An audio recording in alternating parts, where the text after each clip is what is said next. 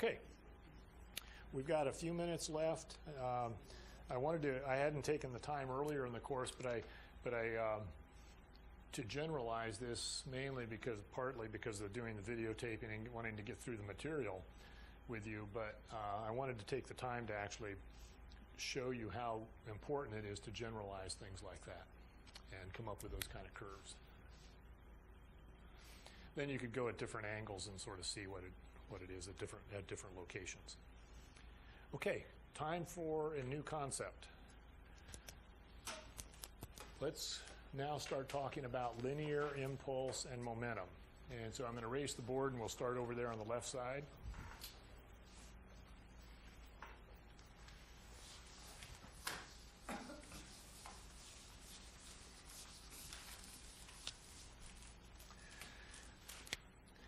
So here's where we begin. We go back to good old Newton.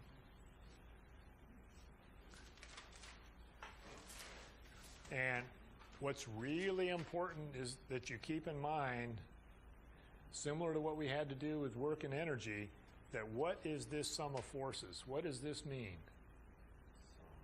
What does this sum of forces mean?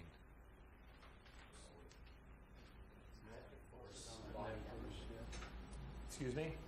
Net force? It's the net sum of forces that are acting on the body that, if they're not zero, that means there's an unbalanced force acting on the mass. This is the sum of forces acting on a mass, and if this is non-zero, then it's going to impart what to the mass? It's going to impart an acceleration to the mass. So very important that you keep in mind that this is the sum of forces that in dynamics is not zero. The sum of forces is not zero because that's what imparts the acceleration to the body, the change in which gives rise to change in speed. Now, this is a real easy concept for us, this linear impulse momentum concept. This sum of forces is equal to the mass times the time rate of change of the velocity.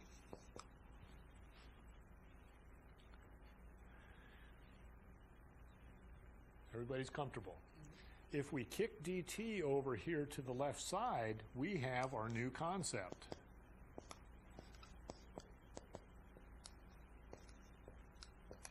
Right here. This is it. It's that simple.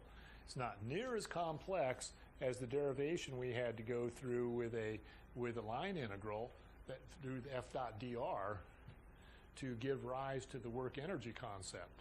So this is very straightforward. If I was out on my sailboat and I'm just sitting out there, it's perfectly calm and the sun's shining and I'm getting hot and the wind's not blowing, I'm just sitting there. Now the breeze comes up, nice steady breeze. What's going to happen to my sailboat if I set my sails properly? It's going to start moving. And the breeze is just remaining constant. Okay, now I'm going to assume that I'm on the water where the water's offering no resistance to the hull. What's going to happen? I would love that. That would be totally cool. What's going to happen? I'm going to start accelerating, right? I've got force, unbalanced force, because there's no resistance against the hull of the boat, unbalanced force acting over time. That's called an impulse. And if it acts over time, look what happens. It creates a change in this product over here, doesn't it? So force acting on a body over time creates a change in this thing.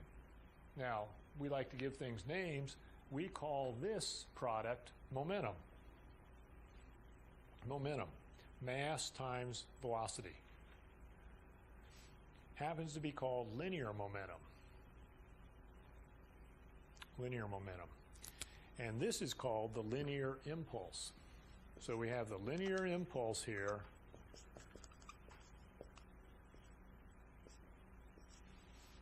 And what we're going to do to define it actually is we need to allow some finite time to occur, so we're going to carry out the integration here. over time, and that's equal to the integral on the right side, where we're going from some initial velocity state, say v1, to some final velocity state v2.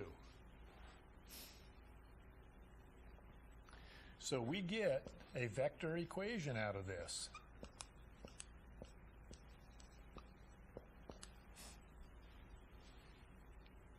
Okay. So we have this linear impulse, the force, unbalanced force acting over time, imparting a change in the velocities to the mass, and then we get the difference in these products here of the mass times these velocities. Notice that this is a vector equation. That's very important that you use your vector symbolism on it. Vector equation on the left, vector equation on the right, or vector results on the right. This book uses, for linear momentum, this is called change in linear momentum.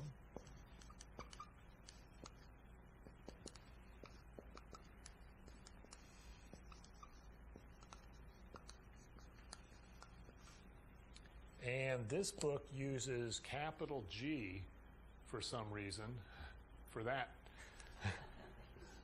thing. So the linear momentum associated with V2 minus the linear momentum associated with V1, and that's equal to the change in the linear momentum. So this is the concept. It's that simple. So we have this integral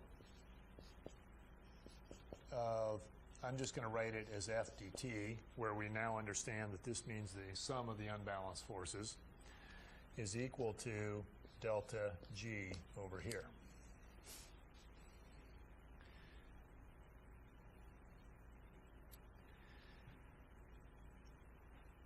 What we will see in the book is oftentimes it's written differently than that.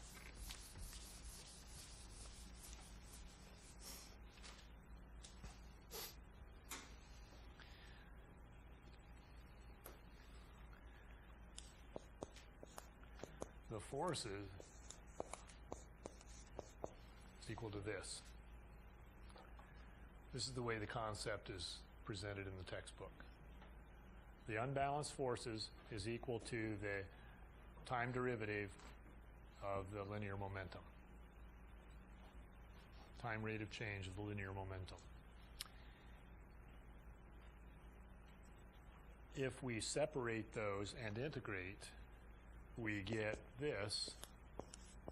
We get this linear impulse is equal to the integration of the linear momentum from the momentum it's carrying at state 1 on the path to the linear momentum it's carrying at state 2, some other position on the path.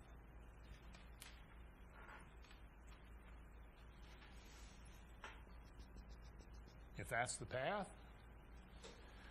and the body happens to be here initially with some forces acting on it, like that, and it's got some velocity, v1. Over time, those forces, if those forces kind of stay in the direction I've shown, then this thing's going to have to continue to arc over, right? Like that. It's going to have to continue to arc over. And then when it gets over here, it's going to be carrying some v2 vector, and maybe those forces are still acting on there. Okay? You can decompose these vectors using rectangular, polar, or polar coordinates, or you can go three-dimensional on it. 3D rectangular, 3D cylindrical coordinates, or spherical coordinates, depending on the type of path that's followed by the particle due to the forces. Okay, any questions on the concept? Okay. Be really careful that the work energy concepts we did previously resulted from us carrying out that dot product of F dot dr. And that gave rise to a scalar equation, which turns out, because of the conservative force fields involved, to being path independent. And I still need to come back and talk about that a little bit with you. But that's a scalar equation, that work energy stuff. This thing is very important that you realize it's a vector equation. So I think we have time to do a problem or so in this concept.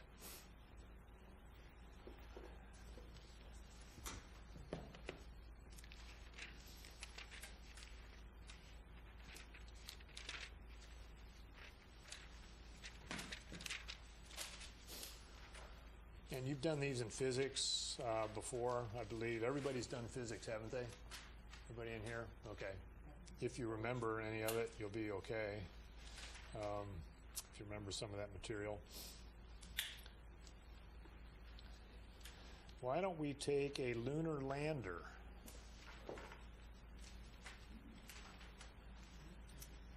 I think a couple of you are rather interested in NASA and space projects. Those who are, how many of you are interested in aerospace kind of things, aeronautical aerospace? Several of you, yeah, that's really cool stuff. I'd like you to consider inner space instead. Consider the oceans, okay? That's a whole area that hasn't been explored as much as the outer space has. And there's a heck of a lot going on there that we as humans know nothing about. Oh, how deep does a submarine that's having difficulty, how deep do they have to be to really make it dangerous to try to recover the crew? I think like a whole crush depth is roughly 1,800 1,800 feet. American subs, but to actually be able to rescue the crew, it's way less than that. Yeah, it's like 1,000 feet or so maybe. Wow.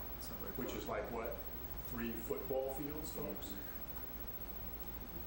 And we act like we're hot shots, really being able to do lots of cool things like putting men on the landing, people on the moon, and that kind of stuff. But we have trouble rescuing people that are trapped in a submarine 3 football fields below the surface of the ocean. And there's all kinds of biological and things and mineralogical type of processes going on in the oceans and things, and we know very little about that. And so I really encourage those of you who have interest in outer space to consider studying a little bit about inner space. Okay. Well, anyway, I was in college in engineering school and working at Aerospace Corporation down in Los Angeles at the time that we put people on the moon. And I will never forget that. It was really cool. It was a lot of fun. And I even got away from playing volleyball on the beach that day to go up and watch TV to watch them actually landing. So it was in the summertime. So this problem, we have a 200 kilogram lunar lander. It's descending onto the moon's surface with a velocity of 6 meters per second when its retro engine is fired. If the engine produces a thrust for 4 seconds, force acting over time, which varies with the time, and then cuts off, calculate the velocity of the lander when t equals 5 seconds, assuming that it is not yet landed, okay?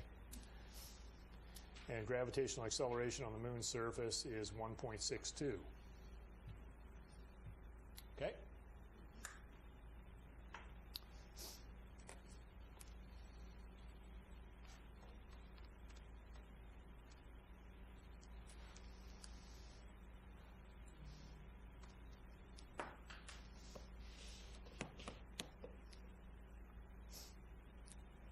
Earth's surface gravitational field, here's the acceleration we experience here.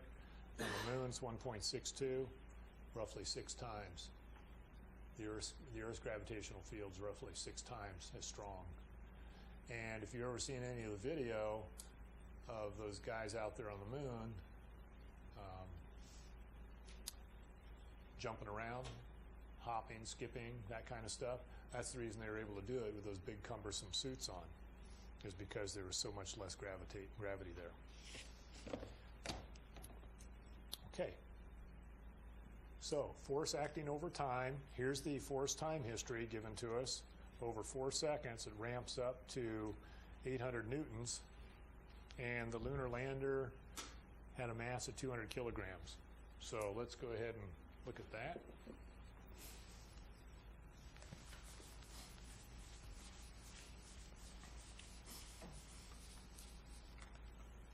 What do you want to always draw? Free body diagram. You can get as fancy as you want. I'm just going to make it cylinder, okay? And it was moving at 6 meters per second, I believe, when the retro rockets fired. And so they are offering a resisting force to the weight, and the weight was 200 kilograms. Oops, hold it. See what I was all doing there? 9.81. Nope, we're on the moon. 1.62. Much less attractive force towards the moon. And the thrust is described graphically for us over a period of 4 seconds. It ramps up, I think they said to 800 newtons. Yep. Okay. And then hold steady until it gets to 4 when it shuts off. They actually did this. They fired those rockets, then they shut it off. They knew that they had to get it down to a certain speed, and why did they shut them off before it got down close to the surface? You didn't want blowing rocks back up. They didn't want all that dust with very, very fine particles of stuff on the surface to come up and leave a sort of a suspended cloud of dust all over everything. Okay, so then they let it free fall, and it had actually arms on it that would absorb some shock there. So they did some basic engineering dynamics design on where they could let that thrust stop, get it down to a certain speed, and then just let it drop and go bounce down and sort of settle down there. Okay? So here's the problem. Concept. Do I have everything I need? Got the force time history. Our units are consistent in newtons of force, and we've got some initial speed. And the question was asking again, what's the speed it has? Is that what they were asking? Yeah. Yeah. Oh, at 5. Okay. Yeah. Ah. Oh, I like that. Okay. So, all of a sudden,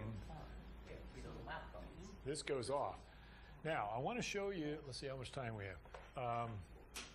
I think we'll just brute force our way through this, but there's a handy little trick. If we have a graph of the loading like this, there's a handy way that we can take the, in this case, the adjustment, and essentially, I think you can understand this, we can just shift the effective impulse. See how these are opposing? And remember the concept? It's the unbalanced force acting over time. It's the unbalanced force acting over time. So it's the difference between these two that are creating the impulse that gives rise to the change in the momentum. Okay, so we write down the concept.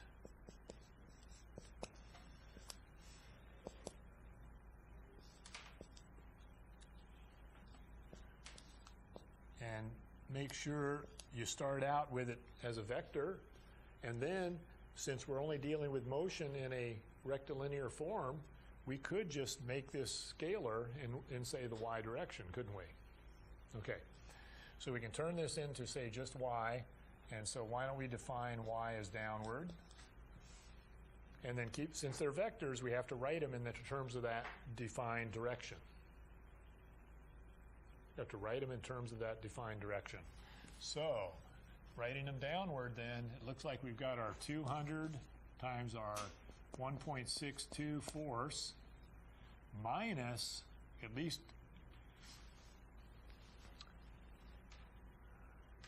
let's think about that for a second. I mean, we can get fancy here.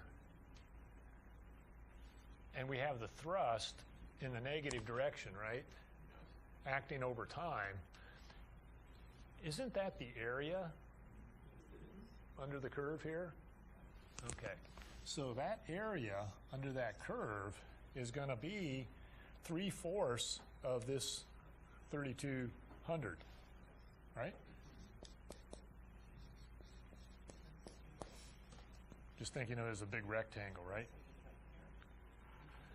3/4 of 3,200 is 2,400, is that right? So, what are the units on this?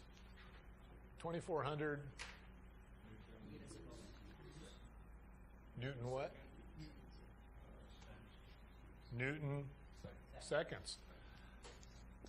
Newton seconds of impulse. Okay. Now, this gets us up to 4 seconds. Right? Up to 4 seconds. Okay. Now, yeah. Oh, I was going to say that if we did the area, doesn't that account for that whole thrust over that time? But then also, the weight of it is acting over that time also. So then we have to multiply that by 4 seconds. What did I forget? I got my weight. I forgot the time. Thank you. 5 seconds, because we'll want to take a final weight Yeah. position at the end. Okay. Yep. So we're gonna thank you for catching that. 200 times 9.8 or times the 1.62. Be careful. Times 5 seconds. Right. So you might even the English comment kind of stuff would be would be pretty critical to understanding what's written here. Over 5 seconds, you can look at this free body and see that your weight is acting over 5 seconds continually. The thrust, however, is only acting over that 4 seconds by you looking at the calculated value here. Is that clear to everybody? Very handy. And that's equal to then the momentum, which is the mass 200 kilograms, and that's not realistic. Huh? For that lander. Both the astronauts I mean, you weigh more. got 2 astronauts in there with all their gear, and then this shell around them to protect them from the lack of atmosphere. Okay, so that's an unrealistic package, but they did land prior to that. They did land some smaller type of things unmanned earlier. Yeah. I seen a model of that thing in McMinnville, and it's like half the size of this room. The lunar lander? Yeah. Is that big? I didn't think it was that big. Oh, okay. Yeah, so there's the Evergreen Space and Air and Space Museum up near McMinnville. I have never been to it. I saw the Spruce Goose when it was still disassembled down in Los Angeles. Hughes Aircraft, Howard Hughes built that back World War II days out of wood. That's why it's called the Spruce Goose. Can you imagine the number of trees that were used for that thing? But anyway, they got it to fly, and now they've got it up there at the museum too. So I'd really encourage you to go up there if you haven't been there. How are we doing? Okay, we're almost there. Change in momentum. So we got this mass times its speed it's carrying after 5 seconds minus that mass times the speed it was carrying at, and it was still in the same direction, notice. And notice that's positive, folks. These are vector equations, keep that in mind. And so the speed was in that, the momentum it was carrying is that same value, in the same direction there. Okay, so there's what we get, and then we should be able to calculate that V5 after 5 seconds, and that units on that will be meters per second. And this thing better slow down with that 800 Newton impulse compared to, this is a little over 300 newtons of effective force here, isn't it?